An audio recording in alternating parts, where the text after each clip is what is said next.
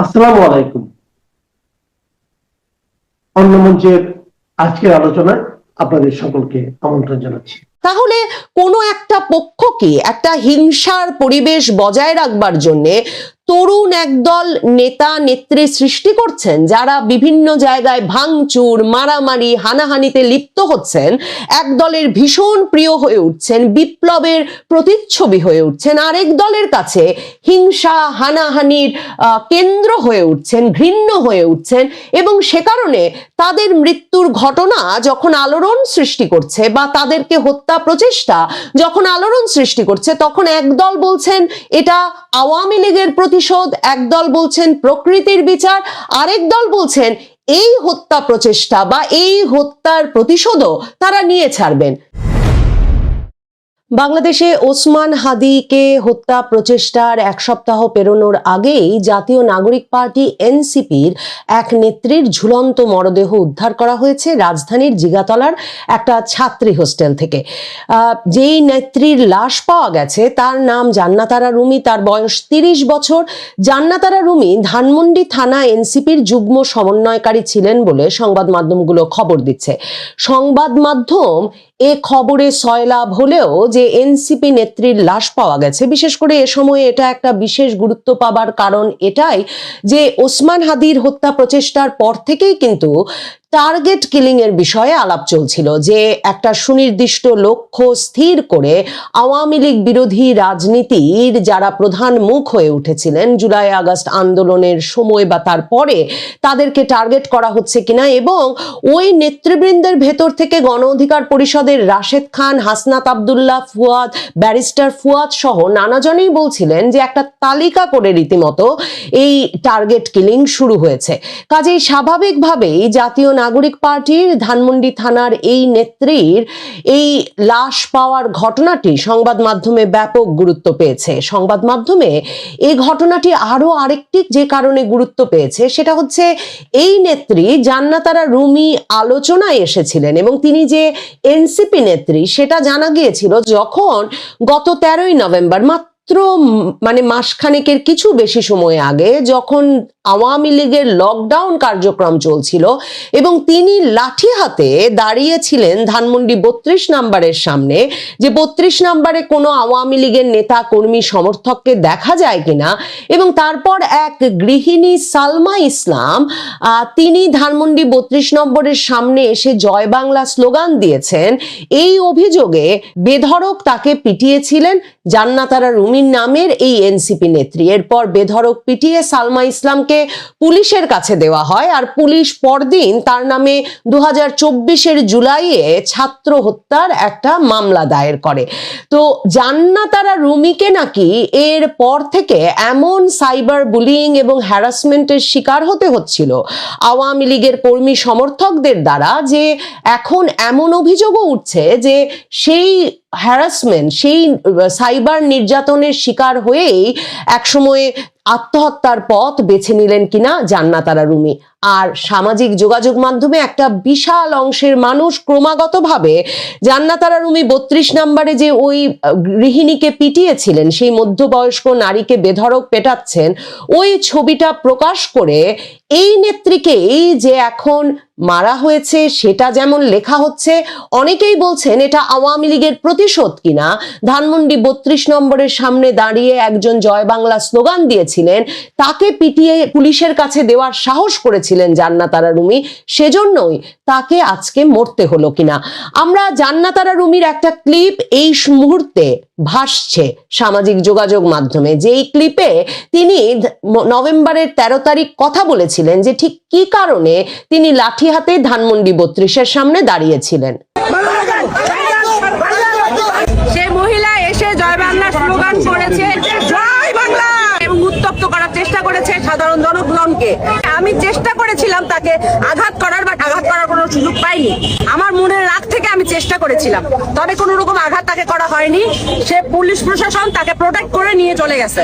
জান্নাতারা রুমি নওগাঁর মেয়ে, কবে তিনি ঢাকায় এলেন আর কবে তিনি জাতীয় নাগরিক পার্টির নেত্রী বনে গেলেন এবং কবেই বা তিনি সিদ্ধান্ত নিলেন যে তাকে লাঠি হাতে ধানমন্ডি 32-এর সামনে দাঁড়িয়ে থাকতে হবে এবং কেউ জয় বাংলা স্লোগান দিয়ে পরিস্থিতি উত্তপ্ত করার চেষ্টা করলেই তাকেই আইন হাতে তুলে নিতে হবে এবং সেই ব্যক্তিকে পেটাতে হবে, সেটা কিন্তু একটা বড় প্রশ্ন। মানে এই নেত্রী কবে থেকে জাতীয় নাগরিক পার্টির নেত্রী হয়ে উঠলেন?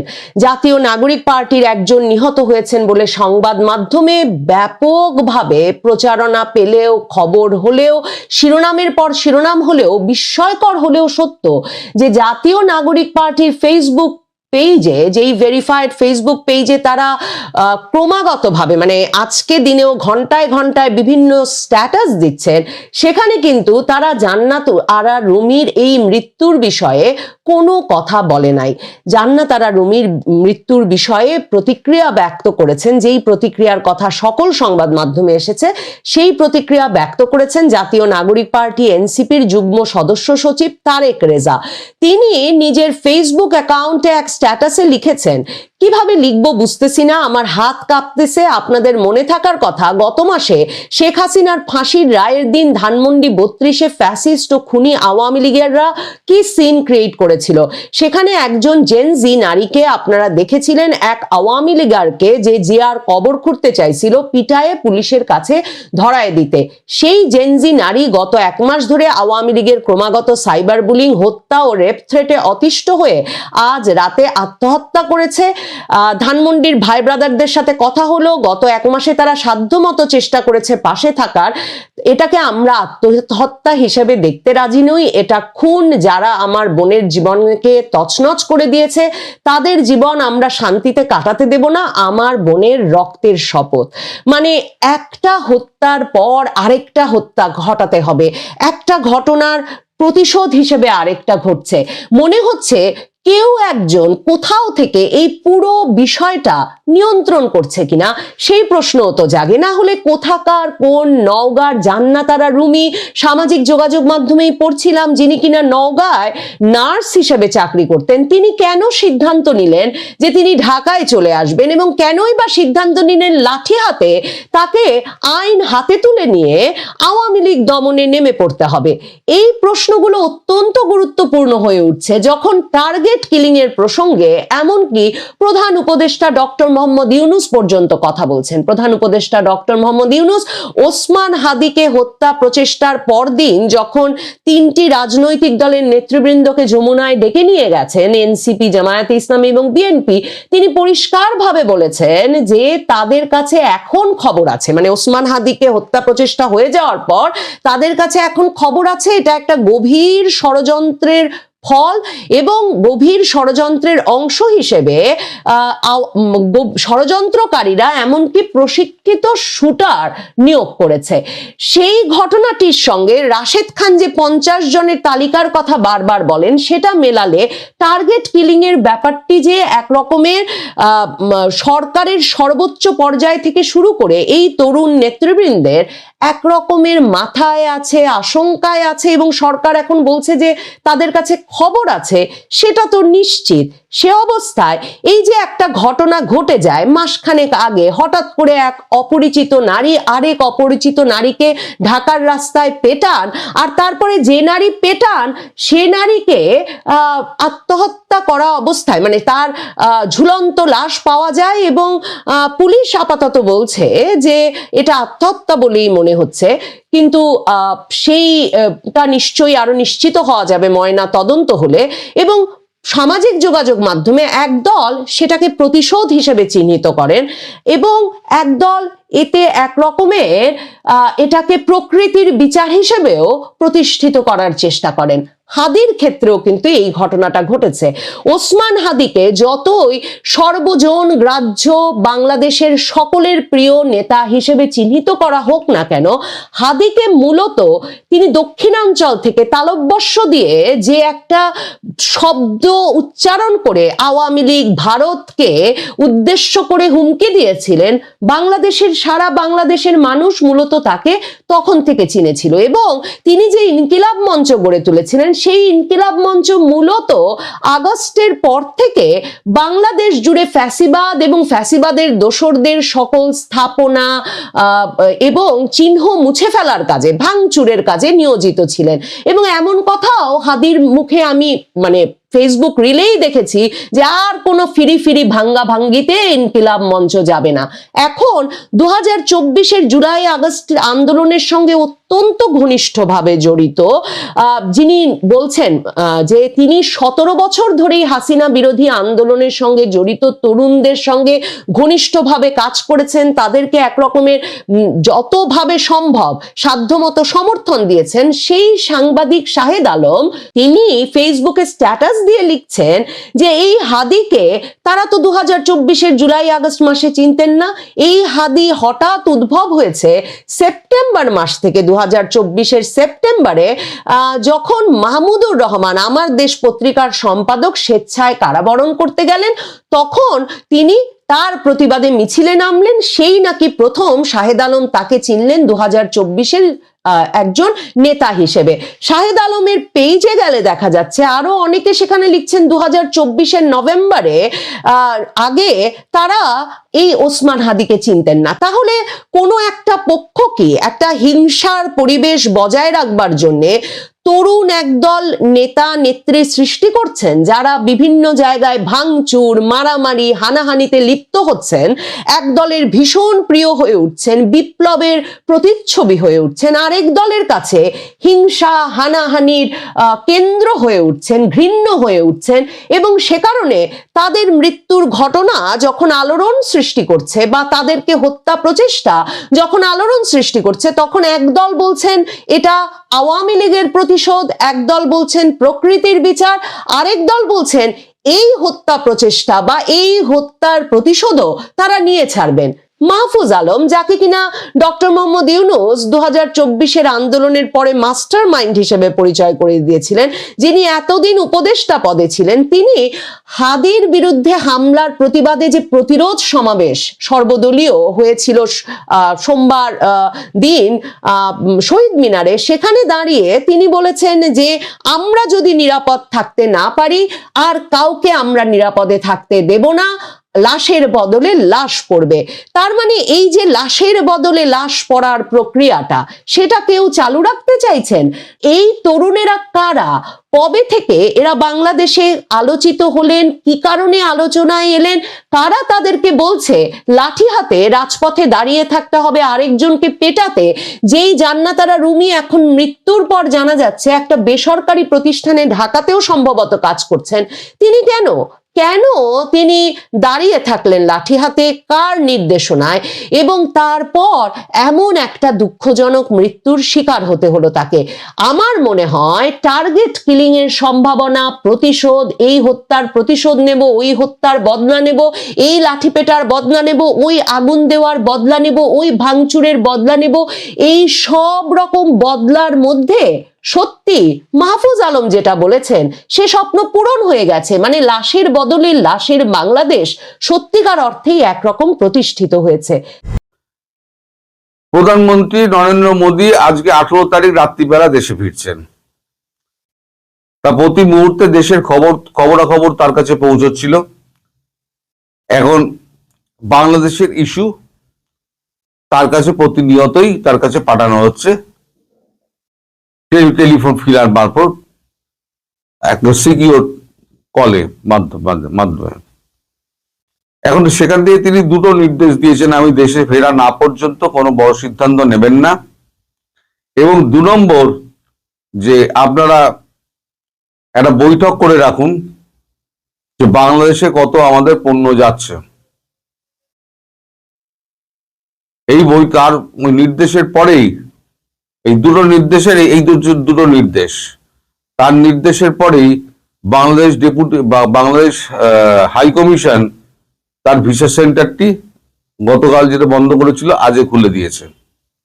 দ্বিতীয় নির্দেশ, এখন রাজনাথ সিং প্রতিরক্ষা ব্যবস্থা নিয়ে ব্যস্ত, তাই অমিত শাহ রয়েছেন হাতের কাছে। অমিত শাহর নেতৃত্বে আজকে সকাল 12টার সময় একটা বৈঠকে বসেছে আমাদের খাদ্যমন্ত্রী এবং এফসিআই ডিরেক্টর এবং আমরা foreign trade, department of foreign ট্রেডের সমস্ত কর্তারা, সেখানে হিসেব করা হয়েছে এফসিআই এর গোডাউনে আমাদের কত মাল রয়েছে, কত মাল আমাদের বিদেশে রপ্তানি হবে, এবং কত মাল এখনো আমাদের ক্ষেত থেকে এসে চাষিদের কাছ থেকে পৌঁছাবে, কত লক্ষ মেট্রিক টন এসে পৌঁছাবে, সেগুলো কাদের কাদের কাছে যাবে, কি যাবে না যাবে, এটা একটা হিসেব করা হয়েছে। এবার দেখা যায় বাংলাদেশ থেকে কি কি আমাদের চেয়ে পাঠানো হয়েছে। সেখানে দেখা যাচ্ছে এখনো 1.5 লক্ষ কোটি টন, 1.5 লক্ষ মেট্রিক টন চাল, কত গম আমি ঠিক জানি না, পেঁয়াজ, কাঁচা লঙ্কা এবং অন্যান্য মশলাপাতি, এই সমস্ত চেয়ে রাখা হয়েছে, যেগুলো মানে পরে এগুলো টাকা দিয়ে নিয়ে যাওয়ার ব্যাপারে। আপাতত সেই পাতাটাকে মুলতুবি করে রাখা হয়েছে, মানে ভাঁজ করে পাতাটাকে, ওই যে 1/4 যে সাইজটা থাকে সেটাকে, এই যে পেস্টটা রয়েছে এই পেস্টটাকে এরকম ভাবে ভাঁজ করে রাখা হয়েছে। এটা খুব অর্থবহ যে ওই ভাঁজ করে রাখার অর্থ যে এটা আপাতত ভাঁজ করা থাক, মানে বাংলাদেশে পণ্য পাঠানোর ব্যাপারে প্রধানমন্ত্রী এসে শেষ সিদ্ধান্তটি নেবেন। কারণ যদি কিছু না হয় বাংলাদেশের ব্যাপারে, যদি কোনো রকম কিছু না অ্যাকশন হয়, তাহলে এখানে বিরোধীরা কিন্তু বসে আছে সরকারের টুটি ছিপে ধরার জন্য। সুতরাং যখন একটা কিছু বাংলাদেশ সম্পর্কে যখন লাথালাতির ব্যাপার চলছে, এখানে সব লাথালাতির ব্যাপার চলে, ওকে লাদ মারছে, ওকে লাদ মারছে, কখনো প্রণয় বর্মাকে লাদ মেরে তাড়াচ্ছে, কখনো পররাষ্ট্র উপদেষ্টাকে লাদ মেরে তাড়াচ্ছে। প্রণয় বর্মার কথা ছেড়ে দিন, সে তো আমার দেশের লোক, তার দেশের লোক হচ্ছে পররাষ্ট্র উপদেষ্টা, তার দোষ কি? সে বলেছে যে হাসনাত যেটা বলেছে যে একে প্রণয় বর্মাকে লাথি মেরে দেশে পাঠিয়ে দাও, দেশ থেকে বের করে দাও, সেটা সরকারের বক্তব্য নয়, উনি সরকারের অংশ নন। এই সরকারের অংশ নন কেন? এই নিয়ে হয়ে গেছে গন্ডগোল। তা এই নিয়ে গন্ডগোল তো হয়েছে, এখন কবর তো খুলেছেন কে? কবর খুলেছেন তো স্বয়ং ডক্টর ইউনূস। তিনি করেছেন যে তিনি প্রথমেই তো বলে দিয়েছেন এই যে ছাত্ররা তারা আমার নিয়োগকর্তা, তারা বললে আমি চলে যাব, খুব শিগগিরই তারা বলবে লাথি মেরে আপনাকে তাড়িয়ে দেবো, আপনি ফ্রান্সে চলে যান বা দেশের বাইরে যেখানে খুশি চলে যান। এটা ওনাকে শুনতে হবে, শুধু সময়ের অপেক্ষা, এটাও ওনাকে শুনতে হবে। লাথি মেরে আপনাকে তাড়িয়ে দিচ্ছি, আপনি যান, তারপর দেশে একটা অরাজক পরিস্থিতি হবে। আর এদিকে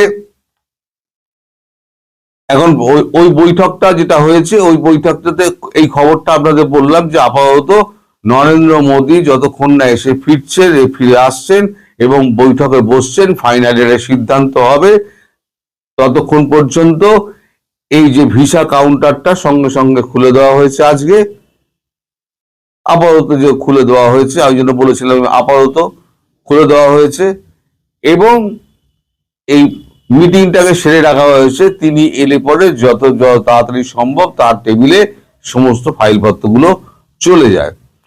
দ্বিতীয় হচ্ছে হাদি নিয়ে একটা খবর আছে। তবে হ্যাঁ, তার আগে বলে দিই যে নেপাল এবং মালদ্বীপ এরা দুজনে যখন খুব বাড়াবাড়ি শুরু করেছিল, তখন কিন্তু ঠিক এই পন্থায় গিয়েছিল ভারতবর্ষ। প্রথমে খাবার টাবার গুলো বন্ধ করে দিয়েছিল, ইলেকট্রিসিটি বন্ধ করে দিয়েছিল, দিয়ে একেবারে টোটালি ব্ল্যাক আউট করে দেয়, একেবারে খাদ্যবিহীন করে দেয়। তারপরে ওই মালদ্বীপও সুরসুর করে চলে এসছে, আবার নেপালও সুরসুর করে চলে এসছে। কারণ সবার টিকিটা তো এখানে বাঁধা, যার টিকি বাঁধা আছে সে যাবে কোথায়? আচ্ছা চলুন এবার হাদির খবর একবার দেখি। হাদির খবরটা কি হয়েছে? হাদির যে এখানে চিকিৎসায় রয়েছে সেটা হচ্ছে সিঙ্গাপুর, দেশটার নাম সিঙ্গাপুর। সিঙ্গাপুর একটা হসপিটাল, সেই হসপিটালের যেখানে রয়েছে সেখানে যেটা বলা হচ্ছে তার 98% ব্রেন ডেথ হয়েছে। 98%, যেখানে গুলিটা গিয়ে বিঁধেছে সেখানে গিয়ে বিষাক্ত হয়ে গেছে, সেটা 98% তার ব্রেন ডেথ হয়ে গিয়েছে, কিন্তু শ্বাস প্রশ্বাস চলছে, হৃদযন্ত্র চলছে। ফলে ক্লিনিক্যালি ডেড বলা যাচ্ছে না, কিন্তু তাকে বলছে যে ব্রেন ডেথ, তাকে ব্রেন ডেথ হয়েছে, ক্লিনিক্যালি ডেথ কিন্তু বলা হচ্ছে না। তা ওখানে ওদের যে পররাষ্ট্র মন্ত্রী আছে সিঙ্গাপুরের পররাষ্ট্রমন্ত্রী ডক্টর ভিভিয়ান বালাকৃষ্ণন, শুনতে মানে ভারতীয় মনে হলো, আসলে উনি হচ্ছেন বংশগতভাবে ও সিঙ্গাপুরেই আছেন, সিঙ্গাপুরে ওনার বাপ দাদারা চলে গিয়েছিলেন, সেখান থেকে উনি মানুষ হন, তার পৈতৃক পুরুষ ওইখানে রয়েছে, এবং ওখান থেকে রাজনীতিতে এসে তিনি ওখানে পররাষ্ট্রমন্ত্রী হয়েছেন। ভিভিয়ান বালাকৃষ্ণন। তিনি বলেছেন যে আমরা একটা অস্বস্তিকর পরিস্থিতির মধ্যে রয়েছি, আমরা লন্ডন পাঠানোর ব্যবস্থা করছি, আপনারা পেশেন্টকে লন্ডন নিয়ে যান, আমাদের এখানে আর এর থেকে বেশি চিকিৎসা কিছু হবে না, আপনারা লন্ডন নিয়ে যান। এবার ডক্টর ইউনূস কি করবেন? হাদিকে নিয়ে তিনি বুঝতে পারছেন তিনি একটা অগাধ জলে পড়েছেন। তার কারণ হচ্ছে হাদির যে সাঙ্গপাঙ্গ আছে এবং যত জিহাদি গোষ্ঠী আছে সব এখন হাদির পাশে এসে দাঁড়িয়ে, তারা তো মানে চার মার্কারটা করতে চায়, অস্থির করতে চায়, তারা সব হাদির পাশে। একদিন হাদির পাশে কেউ ছিল না, এখন শুধু হাদির পাশে সব দাঁড়িয়ে গেছে এবং বলছে হাদির হত্যাকারীকে যদি না ধরতে পারা যায়, যদি ধরা না হয়, তার এই স্বরাষ্ট্র উপদেষ্টা জাহাঙ্গীর আলম চৌধুরী এবং স্বরাষ্ট্র সচিব নাসিমুল গনি, এদের দুজনকে পদত্যাগ করতে হবে, যদি পদত্যাগ না করে এদেরও লাথি মেরে দাঁড়িয়ে দেবো। কারণ যাকে পারছে তাকে লাতাচ্ছে আর কি, তো ভালো লাথি মেরে তাড়াবে উনি।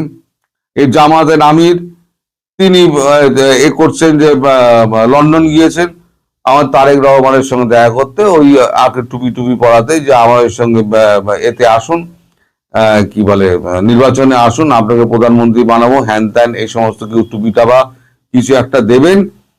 তো সেখানে গিয়েছেন, সেখানে আবার রয়েছেন কারা? পাকিস্তান এবং তুরস্কের যারা গোয়েন্দা আছে তারাও কিন্তু ওই ডক্টর শফিকুর রহমানের সঙ্গেই রয়েছেন। আচ্ছা, জামাত চেষ্টা করছে ভারতের সঙ্গে একটা যোগাযোগ করার, ভারতের একটা সম্মতি নেওয়ার চেষ্টা করছে, কিন্তু ভারত তার থেকে কোনো রকম সাড়া পাড়া দেয়নি।